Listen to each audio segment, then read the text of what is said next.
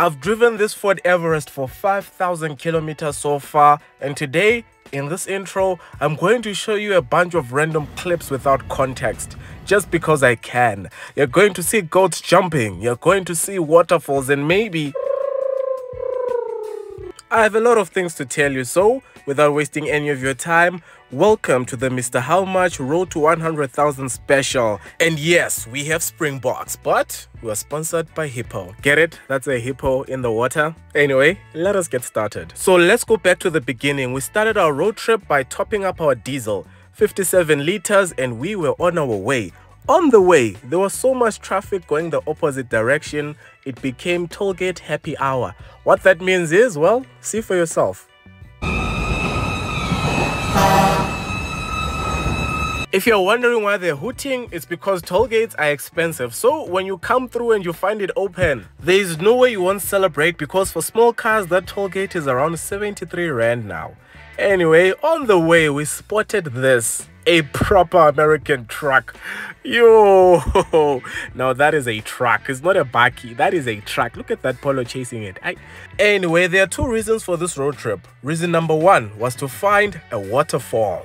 Reason number two was to find the world-famous Kruger National Park. Why Kruger, you might ask? Well, because it has lions. Yes, that's the only reason.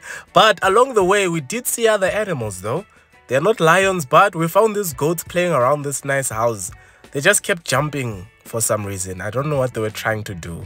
So we decided to mind our own business and leave them to it. Along the way, PA spotted the sun and I asked her to take a video so I could say, shout out to all the locals in Guyana. So we went on our way and continued on with our road trip, and yes, speckled eggs are proper stuff. Now, to anyone who's wondering why I haven't said anything about this Platinum yet, that's because this is not a Ford Everest review. True story.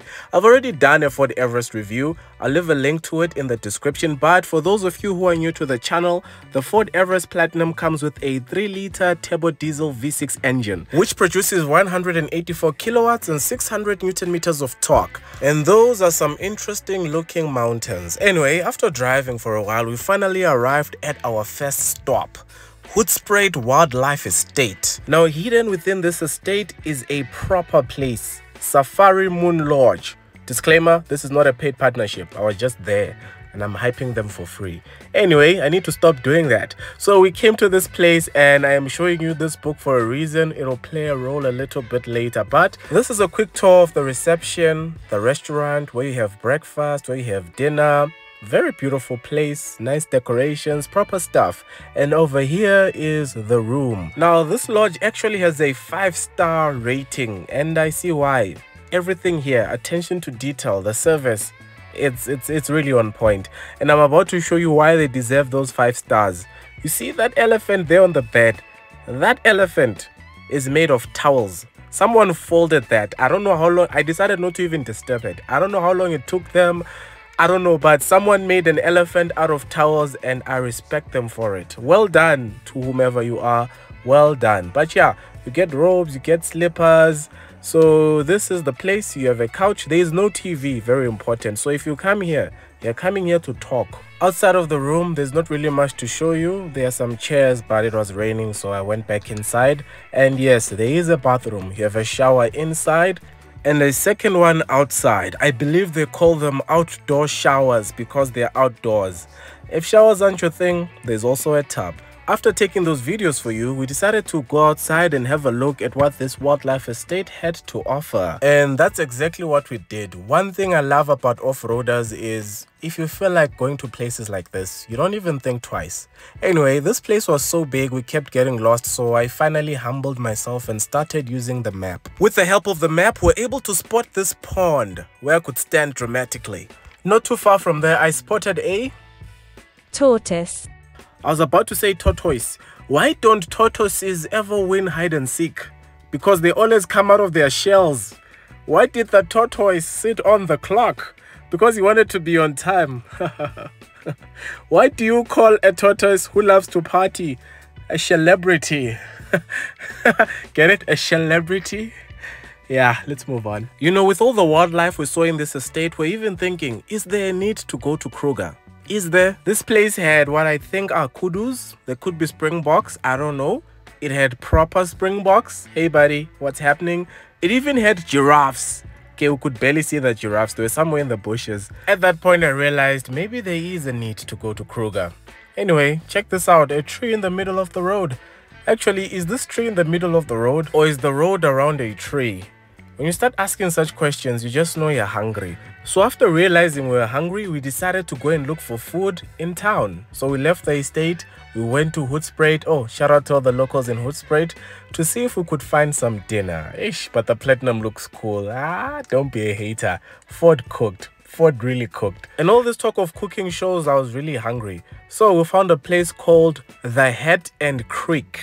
Once we got there, I just wanted one thing. I wanted to eat a kudu. Ish, sorry bro. Sorry, but I was curious. And so a kudu is what I got. One thing about game meat, it's not like beef. It's very chewy. It was nice, but I prefer beef. So I ended up just asking for PA's oxtail, and she was kind enough to share with me. Oxtail is the one. Oxtail never disappoints. Anyway, when we're done, they gave us love candies. Inside the love candy was this message: love is Ubuntu in action.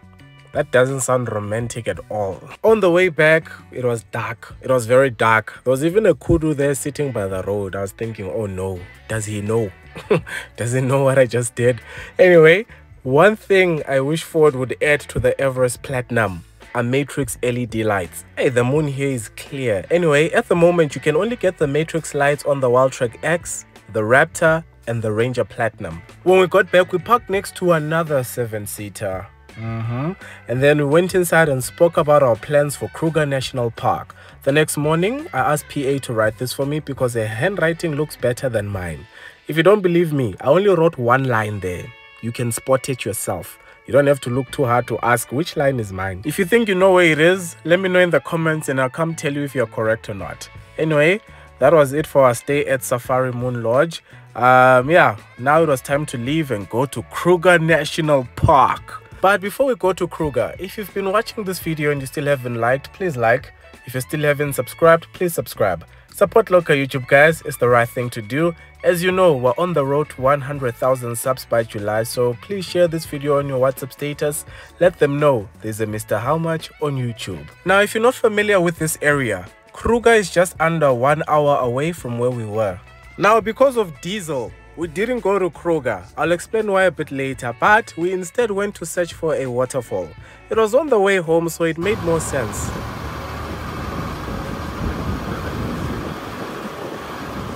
One thing no one told me is that you actually pay to enter. So if you go there, you must have money to go see the waterfall. But actually it's worth it. This place was very relaxing. I do not regret coming here at all. Should have gone to Kruger though, but I do not regret coming here at all. It's beautiful. And here is a waterfall sound test.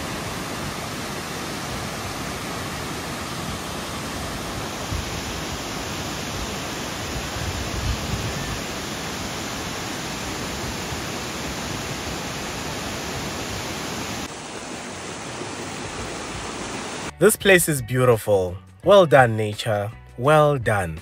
After looking at the water, we decided it was time to go home. And as I drive down this mountain, I feel like this is the perfect time to explain to you what you've been watching. As I mentioned in the intro, I've been driving this Everest for around 5,200 kilometers. And the clips you've been watching are just some of the adventures I've been having with this Platinum. To sum everything up, it's a perfect all-rounder. It's a 7-seater, it is practical, you can drive it in mud, you can drive it on the highway, you can take it on road trips, and you can park it in fancy places without feeling out of place.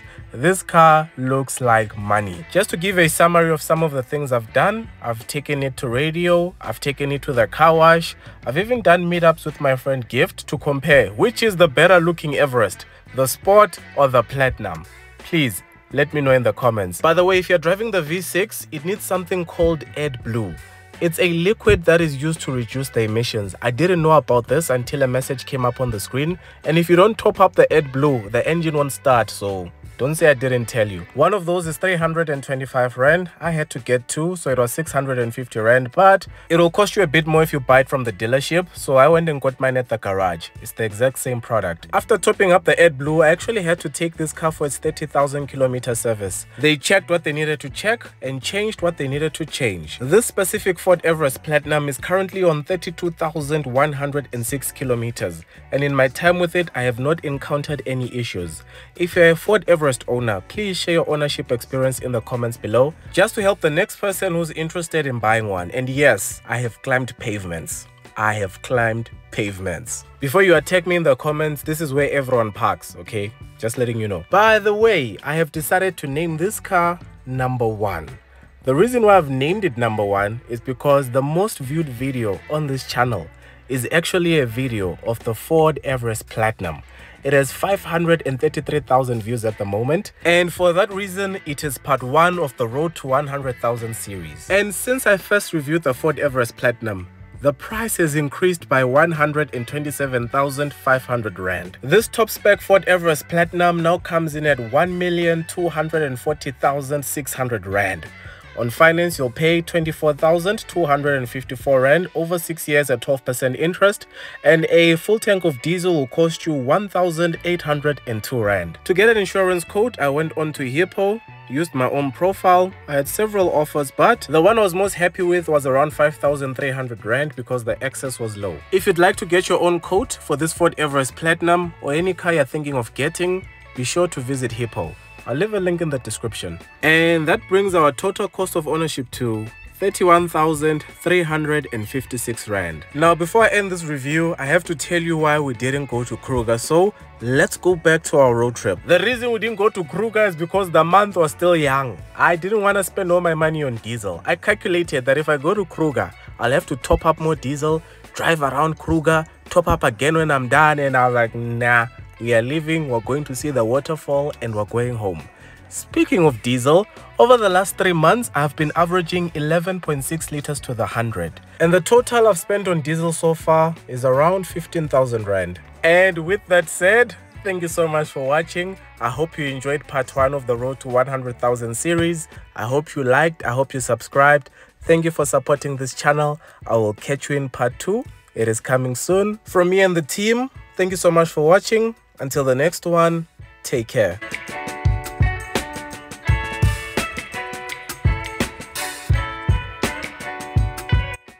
Tortoise. Tortoise.